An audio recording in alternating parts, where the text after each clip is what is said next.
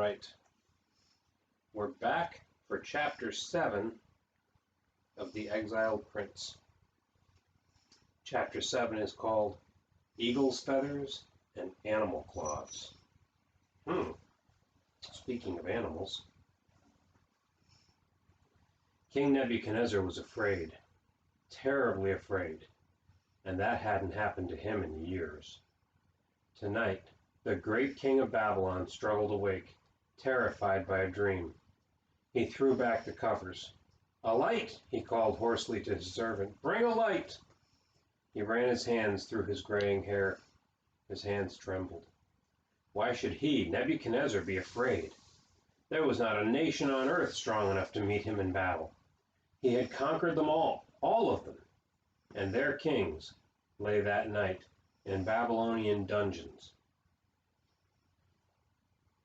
The great city of Babylon was surrounded by walls within walls, reaching near to the sky, guarded by the fiercest soldiers in his kingdom.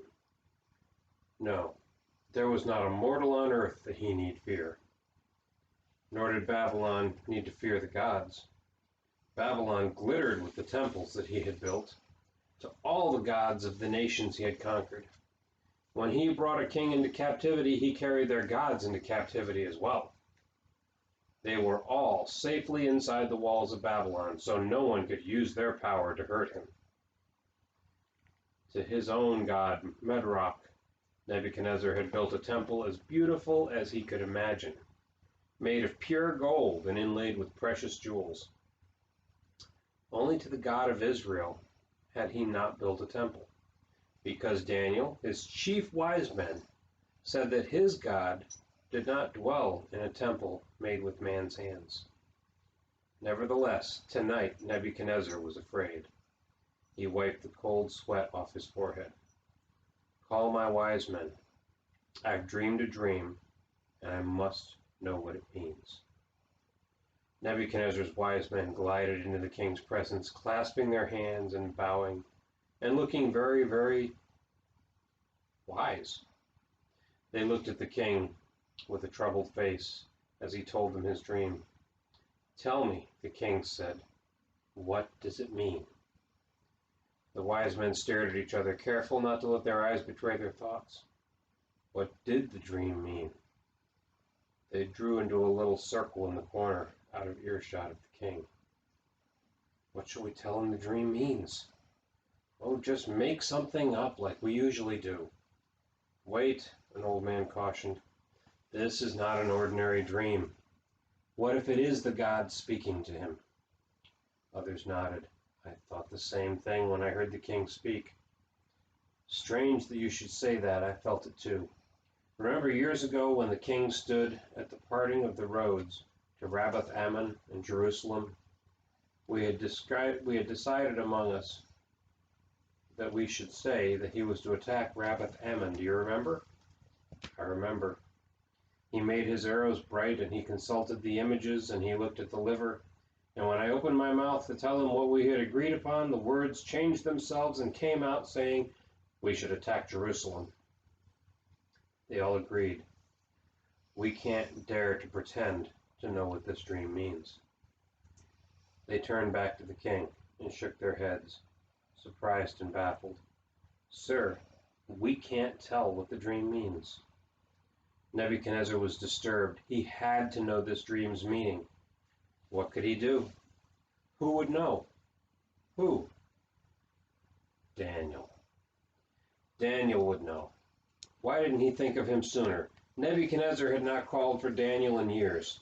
Daniel is too honest, too straightforward servant. It was easier to listen to the flattery of his wise men. But now when he needed the truth. "Call Belteshazzar," the king demanded. "Tell him to hurry."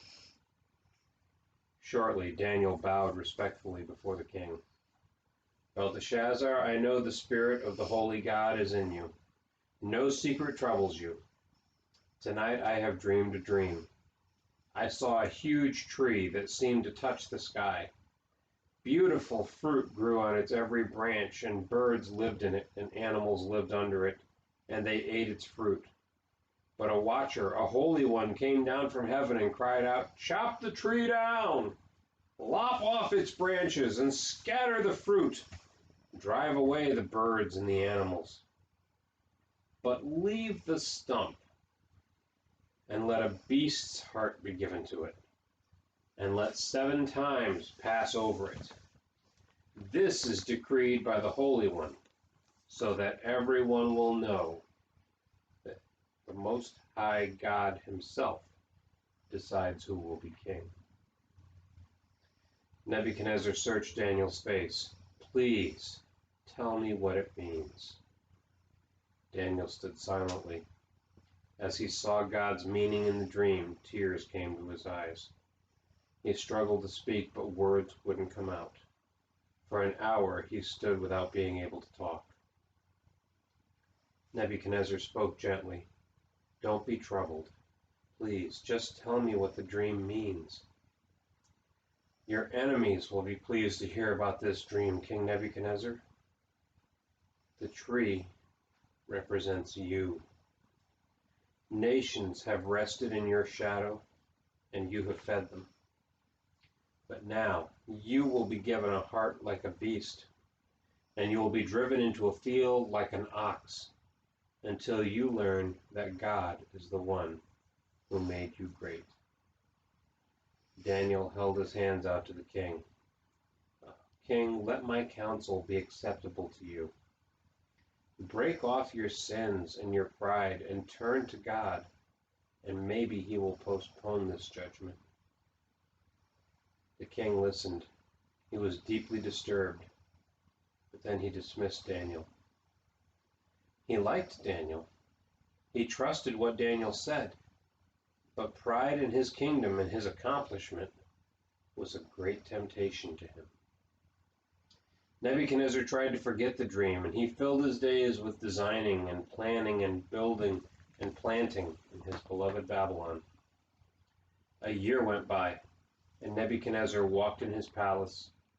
He looked over the city that he had made. "Is not this great Babylon that I have built for the house of the kingdom by the might of my power and for the honor of my majesty?" As the words fell from his proud lips, a voice from heaven answered, "Nebuchadnezzar, the kingdom has been taken away from you." And suddenly Nebuchadnezzar was not the brilliant general. He was not the great king. He began to act like an animal, crawling on his hands and knees and making growling noises. Frightened and disgusted, his servants drove him out of the palace and into the fields. His hair grew long and tangled. His fingernails began to grow and become long and curved like animal claws. The rain soaked his body, and the blistering sun burned it. His eyes stared dully through matted hair. Day and night he crawled through the fields, eating grass and sleeping under the stars and drinking from the river. For 7 long years, Nebuchadnezzar, the great king of Babylon, lived like a mindless beast. But at the end of 7 years, Nebuchadnezzar lifted his vacant, staring eyes to God. Somehow his darkened animal heart cried out to God, and God had mercy. His understanding returned to him, and he knew who he was, and he knew who God was, that he was the one great God of heaven and earth, and he loved him, and he worshipped him. How gladly Nebuchadnezzar's counselors heard the news, for the kingdom had suffered in the years of his absence. They led him back into the palace with shouts of joy, and robed him in satins and brocades, and trimmed his nails and cut his hair.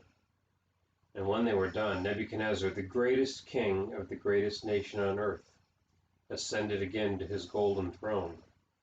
He lifted a hand to stop their celebration, and with a quiet voice he said, I, Nebuchadnezzar, praise and extol the honor of the King of heaven, all whose works are truth and his ways judgment, and those who walk in pride he is able to humble.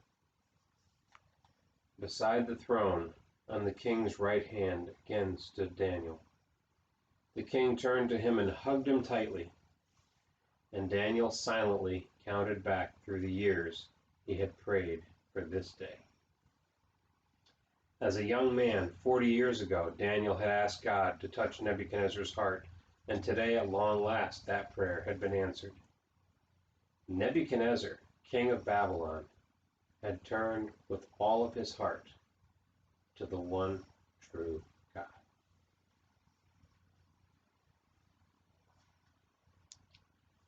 That's chapter 7. It's something to remember that no matter what it is, we can always be praying, and time will come when we can see that prayer answered. Daniel prayed a long time for Nebuchadnezzar to know God the way he did. It took a long time for that prayer to be answered, but it was answered. Whatever you're praying for, it may take a long time for you to see it, or it may not. But know that God hears your prayers just like he heard Daniel's. See you next time for chapter 8.